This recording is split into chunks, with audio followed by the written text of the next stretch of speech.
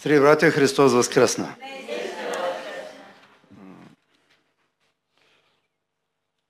Чували сме между хората в църквата първите 7 дена след Възкресение, други казват поне 40 дена след Възкресение. Трябва да се поздравяваме. Всъщност аз мисля и съм убеден, че християните при всяка среща най-малко в църквата трябва да се поздравяваме с този поздрав. Защото то е факта, възкресението на нашия Господ. Това е основата и фундамента на нашата вяра. Без Него, без възкресението на Христос, християнството, повтаряме се го, ще е една от многото религии. Благодарение на възкресението на Христос, християнството е живот. Християнството е живот на жива вяра и на жива надежда във възкръсналия Господ, който каза, понеже аз живея и вие ще живеете. Който каза, отивам, за да ви приготвя място. Тъй, защото там, където съм и аз, да бъдете и вие. Така че християнската победа има много лица. Знам, че когато някой е болен, ние се молим за неговото изцеление. Той бива изцелен и казваме слава на Бога. Имаме победа. Само, че победа е и това, което бяха последните думи на сестра Даниела. Когато негови деца в сетния си миг и с последните си думи са дали тази изповед. С радост отивам у дома. Сега не е лесно да се го каже. Долу горе здраве прави. Нали, кой е зъби, кой без зъби, кой го болят краката, няма значение. Но здрави сме, слава на Бога. Когато дойде такъв момент, сестри и братя, тогава силата на възкръсналия Христос, благодарим на Бога, че се изявява. И много Божии деца са дали точно това свидетелство. Четох преди много време за един Христов служител на име Чарлз Хан. Той има и книги написани от него. Човек, на когото целият живот е бил посветен на Господа. Служил като мисионер в много страни на 67 години. Бог го призовава и такива са били последните му думи. Аз отивам у дома. Амин. Христос възкръсна. Не само една седмица след Възкресение да се поздравяваме с този поздрав. Смисъл е винаги това свидетелство да носим в сърцето си и да излиза от устата ни. Днеска е Томина неделя, според традицията, която имаме в църквите, според това, което е записано и на нашите календари отново и отново.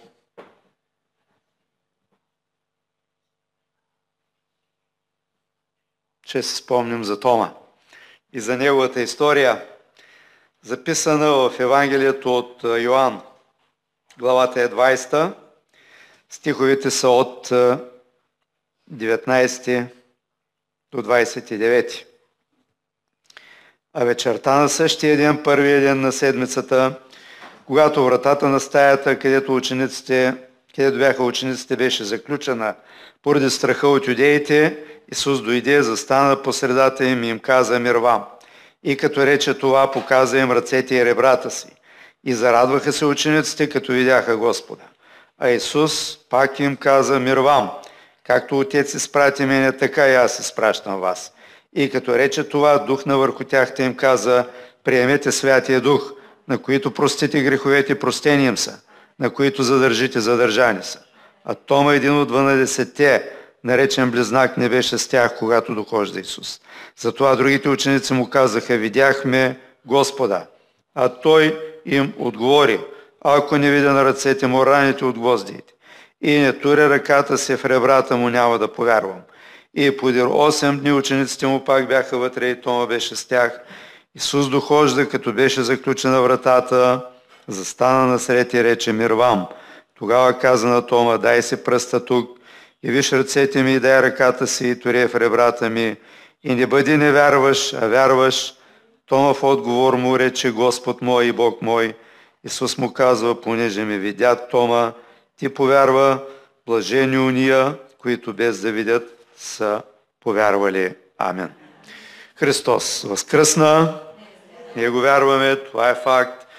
И Христос в грижата за своите приятели, имам предвид учениците, дава достатъчно доказателства за своето възкресение, по-конкретно неговите явявания. В пасажа, който прочетохме, явяванията му пред учениците му. Пасажа, който прочетахме, Евангелието от Йоан 20 глава, 19 до 22 стих, четем за две от явяванията на Господ Исус Христос пред неговите ученици и нещо, което е характерно за тия две истории, че Христос влиза, когато вратата, стаята, където са събрани учениците, е заключена. Разбираме и защо е била заключена вратата на стаята. Библията казва ясно: поради страх. Учениците на Исус са се страхували от юдеите. И съответно заключват вратата. И става така, че те, които най-много се нуждаят от помощ, от някой да ги укрепи в надеждата им, да им вдъхне нов кураж и нова сила, те се бяха заключили. Страха, сигурно всеки от нас го познава в някаква степен. Страха, когато е много силен, парализира ума и волята на човека, огнетява душата му и човек вече става друг. Такъв страх е потискал учениците на Исус и те заключват вратата. В наши дни страха го има достатъчно. Има страх от настоящето. Много хора са потиснати от този страх. Има страх за утрешния ден. Има страх от бъдещето. Има страх от глад, от болести. Има страх от катаклизми. Има, ако щете, и религиозен страх. Преди 10 години беше, сигурно повечето от вас си спомнят много ясно. Тогава в цялата страна имаше една кампания, течаха масови прожекции на филма Исус. И нашите църкви бяха много активно ангажирани. Сигурно и в Бяла е имало прожекции, нямам информация, но със сигурност е имало. И всички братя и сестри, те бяха от най-различни възрасти, които служиха в това служение, бяха много ентусиазирани от това, че кинозалите, театрите и местата, където се прожектира филма, буквално са пращяли от толкова много хора.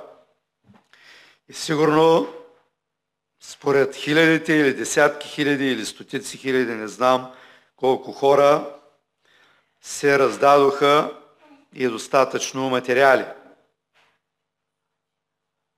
Дискове, касети, всичко. Имаше хора, които идваха да си вземат тия безплатни материали.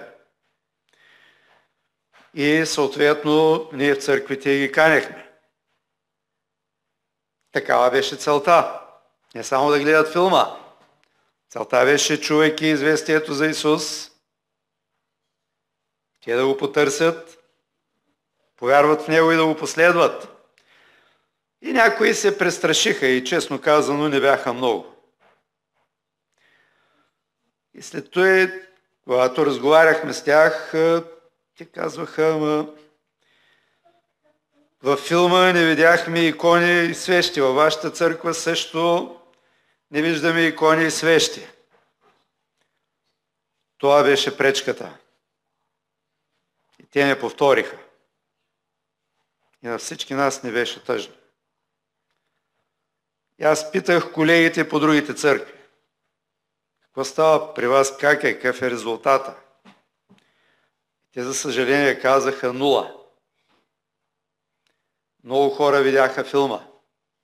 Много хора си взеха безплатни материали. Може би религиозният страх беше последната спирачка пред тях и тя ги спря по пътя им към Исус. Така че, сестри и братя, благодарим на Бога, че ние сме в числото на тия, които вярват.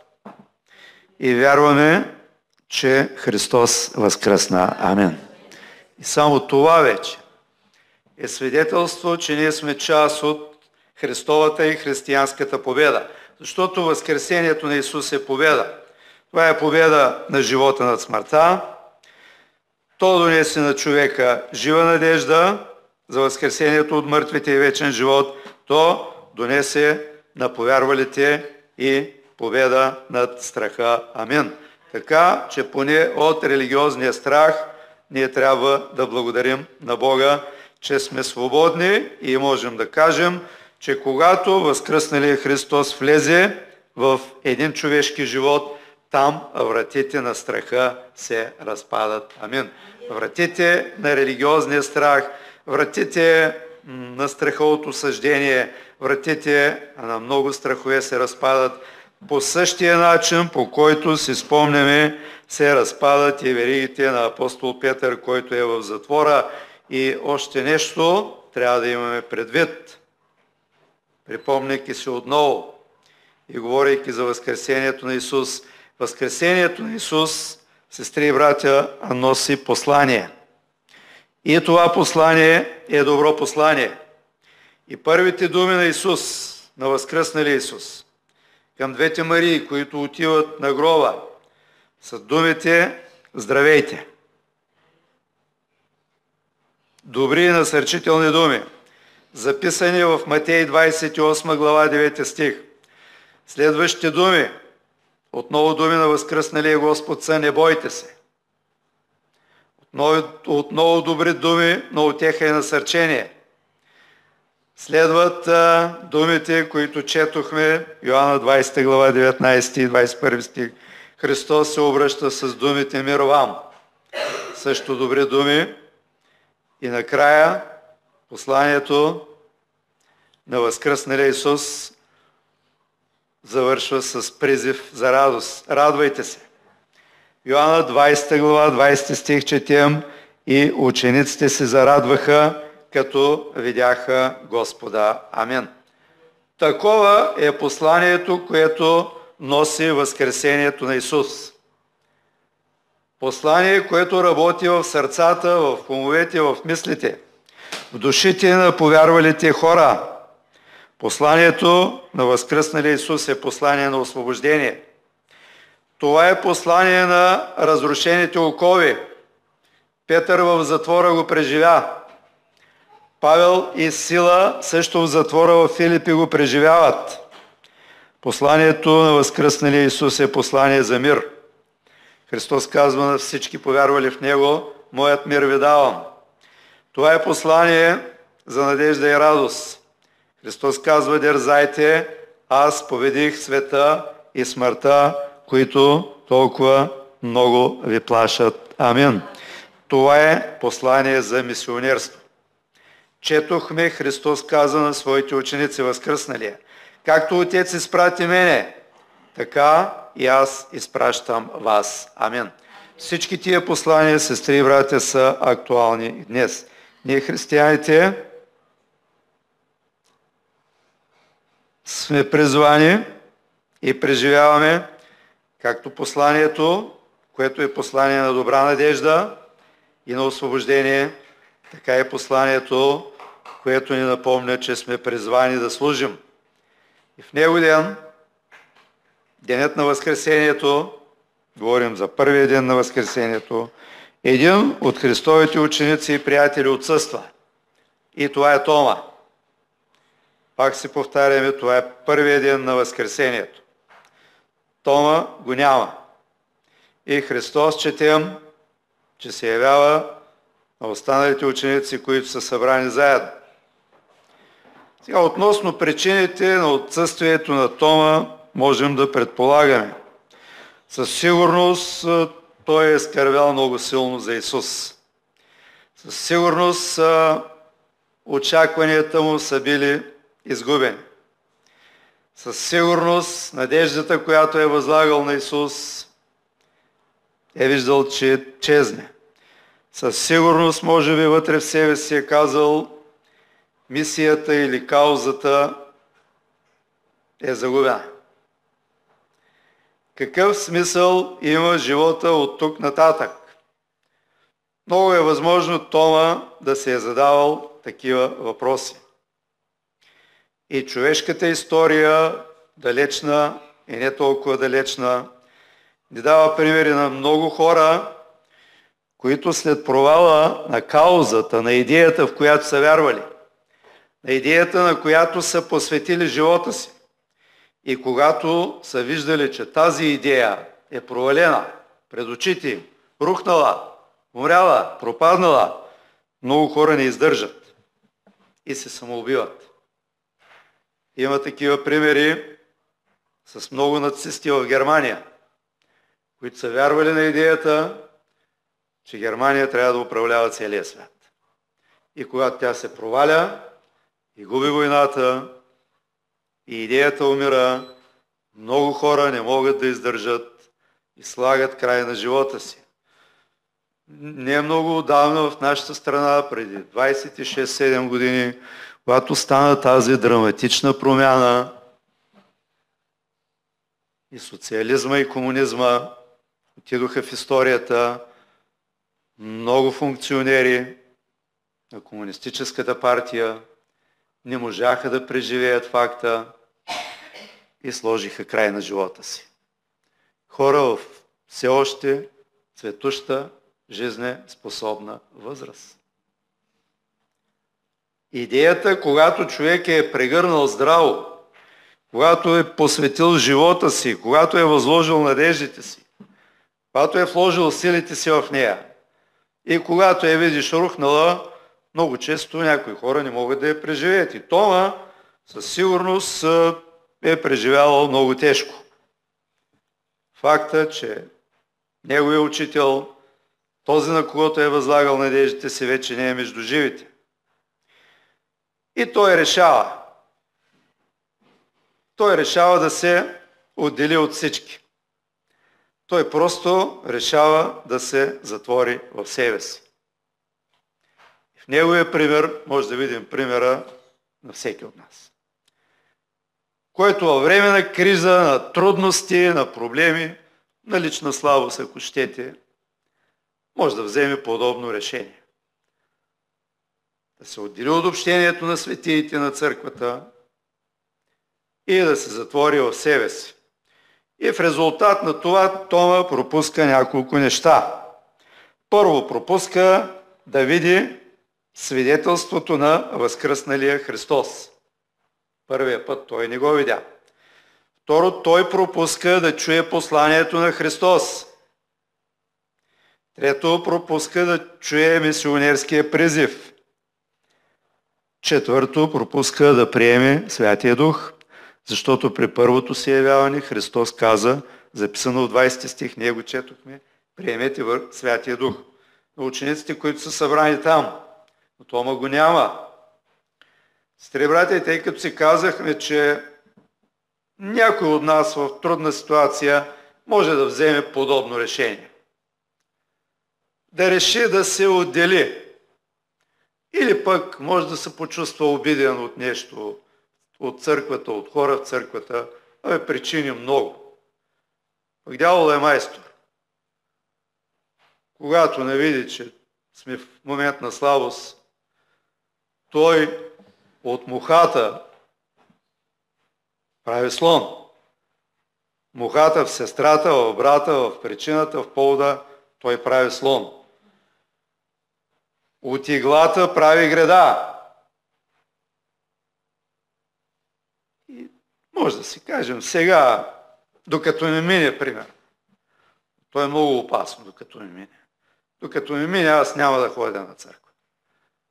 Ей, тук у нас ще се стоя, ще се чета, ще се моля, ама той Господ е навсякъде.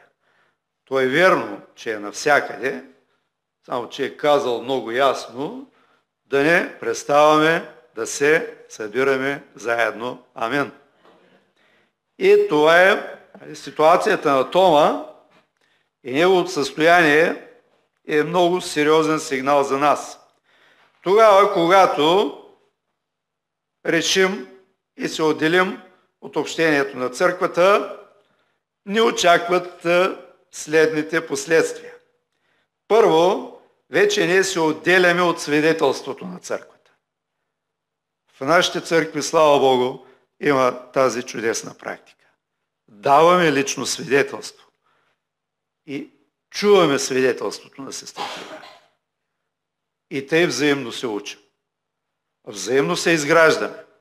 Взаимно се насърчаваме и взаимно се подкрепяме. Само че когато се седим в къщи, ние вече се изключваме от това общение. Ние се изключваме от свидетелството на църквата. Ние не даваме свидетелство и ние не слушаме свидетелството на сестрите и братята и нещата задълбават. Лишаваме се от посланието на Христос за църквата. С всяко лично свидетелство или слово от навона или глас, който се издига в молитва. Господ намира начин да праща послание за Неговата църква. Когато се стоим вкъщи, тогава ние се лишаваме и от посланието на Христос за църквата. Когато се стоим с три братя в къщи, със сигурност ни липсва съпричастност към Божието дело и ние се изключваме от мисионерския дух на църквата. Като се стоим вкъщи, ама нищо не може да направим за мисионерство. Като дойдем в църквата, нищо друго да не направим. Само малката си лепта да пуснем. Това вече е вклад. Нещо складираме в Божието дело. То може да бъде употребено за служението, за мисионерството. Стоейки си вкъщи, ние и тази стъпка не правим. И на четвърто място, сестри братя, в единството на светиите, в общението на светиите, Господ праща и помазанието на Святия Дух. Амин. При първото си явяване Христос не случайно каза на тия ученици, без Тома, които бяха събрани. Тома, за съжаление, Христос каза, приемете Святия Дух. Амин. После отиваме на Петдесятница. Те бяха събрани, нали? Не си бяха всеки от тях. Не си бяха всеки в квартирата. Не си бяха всеки на лодката. Нали Господ е навсякъде. Така е. Помазанието, Святия Дух, дойдоха там, където бяха събрани. Ранната църква, къде приемаше помазанието? Къде приемаше силата? Деяния на апостолите, 2 глава, го казва много ясно. Те постоянстваха в събиранията, в общението, поученията, преломяването на хляба и в молитвите. Амин. И помазанието слизаше. Какво се случи в Корнилиевия дом? И тази история знаете. Знаем я всички много добре. Там езичници са събрани и търсят Господа, но не знаят как, обаче го търсят. Вече Господ е заработил в сърцата им. И знаете историята. И Господ прати Петър, нали така? И знаете какво стана. Петър им проповядва за Исус. И никакви мистерии, и никакви специални там действия или пък големи слова, или сега виждам, чувам, чувствам. Не. Петър просто на тия езичници им разказва азбуката. Говорим за Исус Христос и Неговото дело. И това истинското помазание, което винаги идва, само от Господа идва, и върху тия събрани там, и Словото казва, те всички се изпълниха със Святия Дух и започнаха да говорят езици, както Духът им даваше. Амин. В общението на светиите. В единството на светиите идва и помазанието от Господа. И когато умишлено, предвид, сега никъде не е казано, че трябва да бягаме от работа и да отиваме на църква, защото ще не изгонят от работа. И Господ не е казал такова нещо. Когато самоволно, свободни сме, здрави сме, стоим вкъщи, по някаква причина ние се лишаваме от такива добри неща, които Господ дава. Това е направил Тома. И прекъсвайки общението с останалите Христови ученици и негови приятели, Тома става пленник на тъгата и на силна безнадежност. Самотата до там докарва. Когато се отделяме от общението на светиите, безнадежност, тъга, безразличие.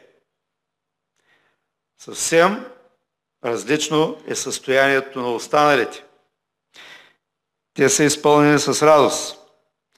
Те имат надежда. Те имат ясно духовно видение. Христос им го посочи. По-нататък четохме в историята, библейската история, че след 8 дни учениците му отново са заедно. Заедно са в общение. Сега вече и Тома е там.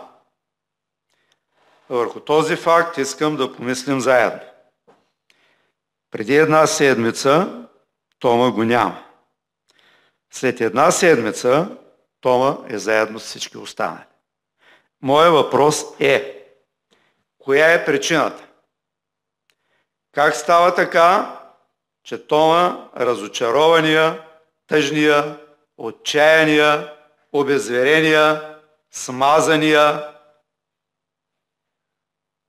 само след 1 седмица е отново с своите приятели? Как стана? Дали сам той намери сили и отиде? Сестри и братя, ако следим внимателно пасажа и може да си го прочетете в къщи, пасажа казва, че Тома не отиде сам. Пак ще си го припомним.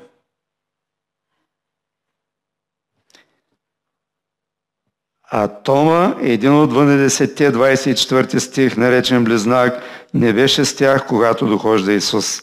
Първата неделя. 25 стих следва. Затова другите ученици му казаха: видяхме Господа.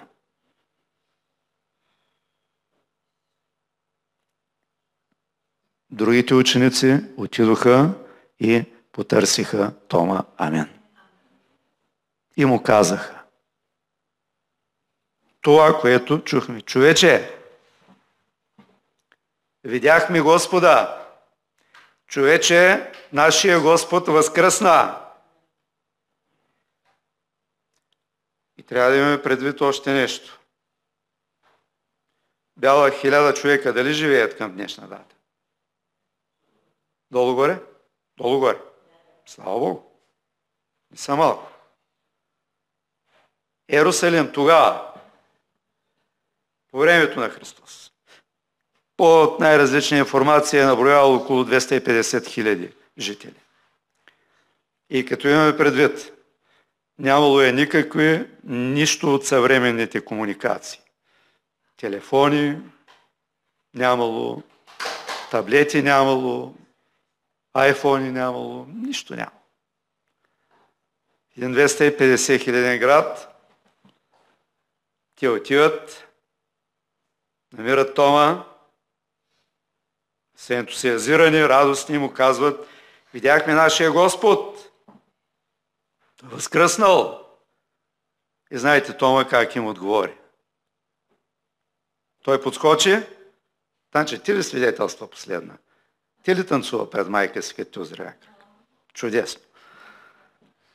Дали Томата и подскочи, дали почна да танцува? Не, той е много честен. На мен много ми допада Тома. Него няма изкуствени работи, няма лицемерие, не се прави на герой, не се прави на нещо повече от той, което е. Човека казва, ако не видя раните, които му нанесаха, и нещо повече, ако не се сложа пръста в раните му, няма да повярвам. И по тази причина и днес, когато искат да кажат, че някой се съмнява, че някой не вярва, те казват томовец. Само че си припомняме, че Тома умира като мисионер с мъченическа смърт в Индия. И тъй казва, ако не видя, ако не пипна, няма да повярвам. И все пак аз вече тук разсъждавам. Останалите са му казали, добре, ти сега не вярваш. Следващата неделя ние пак ще бъдем заедно. Нали, през неделя, през седмица ти явно работят. Трябва да изкарват някакво препитание. Му казват, виж, следващата неделя ще бъдем заедно. Заповядай да бъдем заедно. И четем, след 8 дни учениците му пак бяха вътре и вече и Тома беше с тях. Амин. Урока. Простичък и ясен.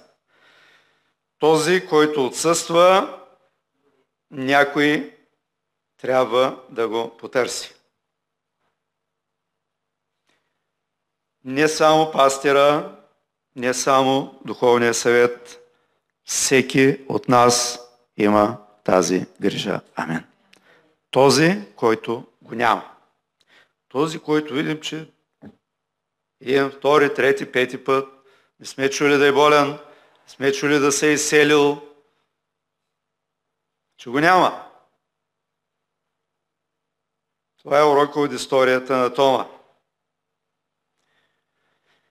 И тогава вече се връщаме на библейската история, когато и Тома е заедно с останалите. Отново през заключените врата влиза Христос. Първите му думи, 26 стих записани са, Господ пак казва, мир вам. И тогава Христос се обръща директно към Тома и му казва известните думи, дай си пръста тук и виж ръцете ми, и дай ръката си я сложи в ребрата ми и не бъди невярващ, а вярващ. Амин.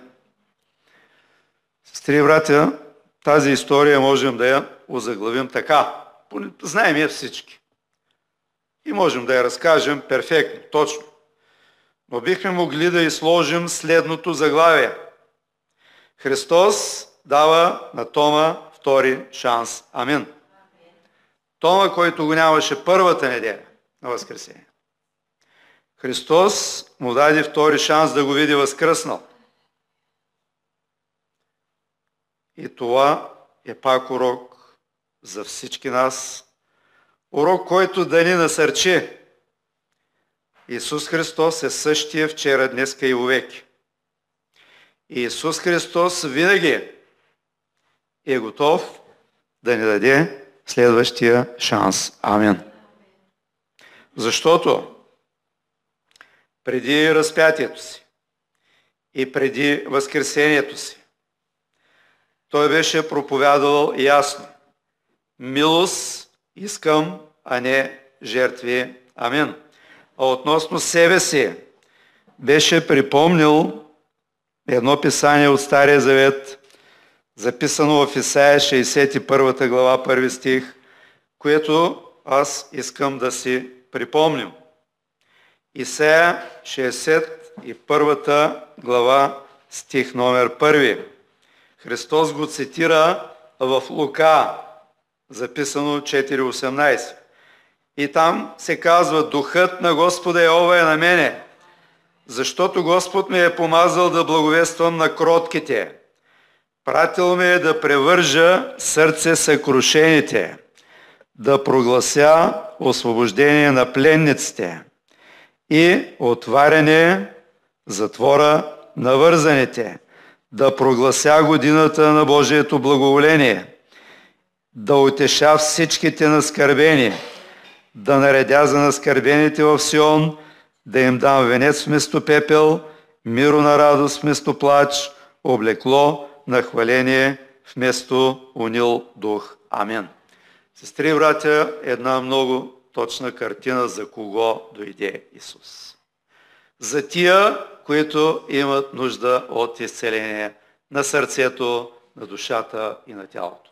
За тия, които са паднали и се нуждаят да бъдат изправени.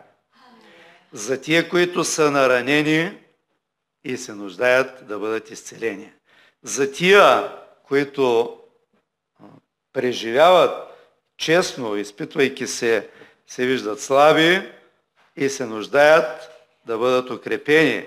За тия, които плачат и се нуждаят да бъдат утешени. За тия, които са наскърбени, за такива дойде Исус. И точно такъв е Тома. Исус идва специално за него,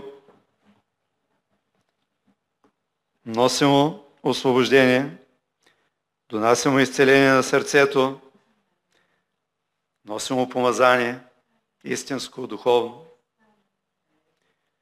И имаме отново урок за нас, сестри и братя. Най-лесно е падналия да бъде стъпкан. Говоря между нас паднали. Най-лесно е охладнелия да го изстудим окончателно. Един такъв битов пример. Знаете разликата между замразено месо и охладено месо, нали? Охладеното може веднага да го... Жените знаят какво да правят. В някои къщи и мъжете знаят. В нашата къща аз не знам. Докато замразеното е друга работа. Да казвам, най-лесно е. Охладнелия да го изстудим. Най-лесно е слабия, той малко му трябва. Да го обезсилим окончателно. Най-лесно е ранения да бъде доубит. Най-лесно е, но не е правилно. Защото Божият принцип на взаимоотношения между Неговия народ, в Неговата църква е съвсем друг. В посланието на апостол Павел към римляните, 15 глава, 1 стих, четем думите. Обаче ние, силните, сме длъжни да носим немощите на слабите и да не угаждаме на себе си. Амин. Този е Божия принцип. И според него постъпва и Христос спрямо Тома. Според него Христос постъпва спрямо другите си ученици. Според него Христос, благодарим му, че постъпва и спрямо нас. Този е принцип заложен от самия Бог. И пак в Исаия, само че 65 глава, 1 стих, четем думите на Всемогъщия Бог. 65 глава, 1 до 3 стих. Господ казва: достъп дадах на уния, които не питаха за мене. Близо бях при уния, които не ме търсеха. Ето ме, рекох, на народ, който не призоваваше името ми. Простирах ръцете си цял ден към бунтовнически люди, които ходят по недобър път след своите помисли. Люди, които непрестанно ме дразнят в лицето ми. И спираме до тук. Виждаме Господ, Всемогъщия Бог, който многократно дава нов шанс на народа си за покаяние и възстановяване. Хора, казва той, които не ме търсиха. Аз отивах близо. Хора, които ми бяха противници, ме отхвърляха, тормозеха народа ми. Тъй. Така че Христос, нашия Господ, просто постъпва според този принцип. дава нов шанс за възстановяване. Дава го на Тома. Даде го на Петър, който се отрече от него 3 пъти. Даде го на себичните ученици, които тогава, когато му предстоеше агония, те спореха кой е най-достоен.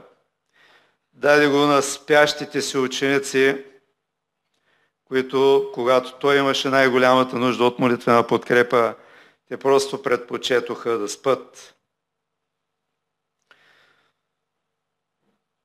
Този втори шанс възстанови вярата на Тома.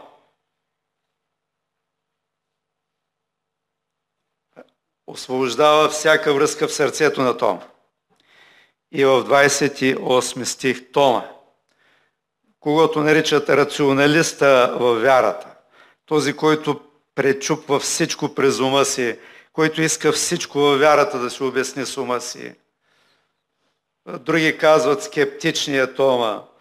Същия този рационалист е скептичен и според мен пак много честен и много прям. В 28 стих четем, той избликва. Само 5 думи.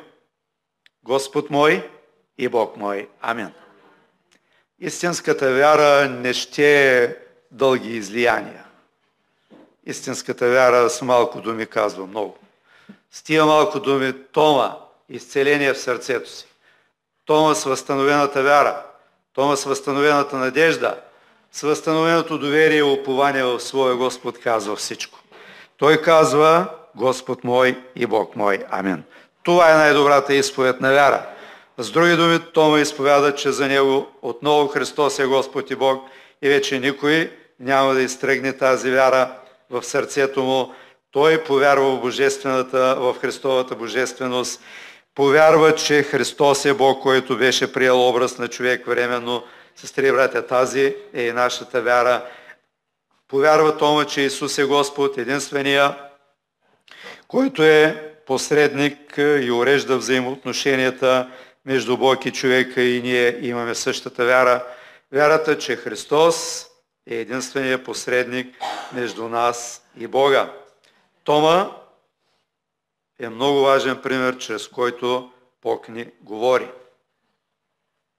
Тогава, когато чуя се как да го кажа сега по най-мек начин. Да не си каже някой, той то сега хвали. Насърчава да грешим. Ще се послужа с думите на Павел, апостол Павел, който казва: желание за добро имам, нали? Но за съжаление, злото в някои случаи има изпреварва. Това е честната християнска изповед. И когато това дойде в нашия път, нашата вяра, когато се борим с съмненията, когато дойдат страховете, те идват, когато преживяваме неудачи. Сестри и братя, примера на Тома е насърчение за нас, че Христос винаги е готов да ни даде втори шанс и нищо от това, нито съмненията, с които се борим, нито страховете, които по един или друг повод, по една или друга причина срещаме в живота си, нито неудачите не могат да спрат милостта на Господа. Амин. И то не е поради нас, а поради цената, която Господ плати за нас. Амин. И поради още едно нещо. За да има гаранция за небето, и за да има гаранция за нас повярвалите, Библията казва, че Христос ни запечата със святия си дух. Амин. Запечатани за свое вечно притежание. Амин. И затова нито страховете ни, съмненията ни, провалите ни, греховете ни, вече събрах смелост да го кажа, личните ни грехове не са в състояние да спрат милостта на Господа. Амин. Нашия Господ, който възкръсна, винаги е готов да ни даде нов шанс. Да се доближим до Него, познаем отново милостта Му, силата Му, изцелението Му, възстановяването Му, благослова Му. Амин. Христос възкръсна. Татко, благодарим Ти, че ние не можем да измерим нито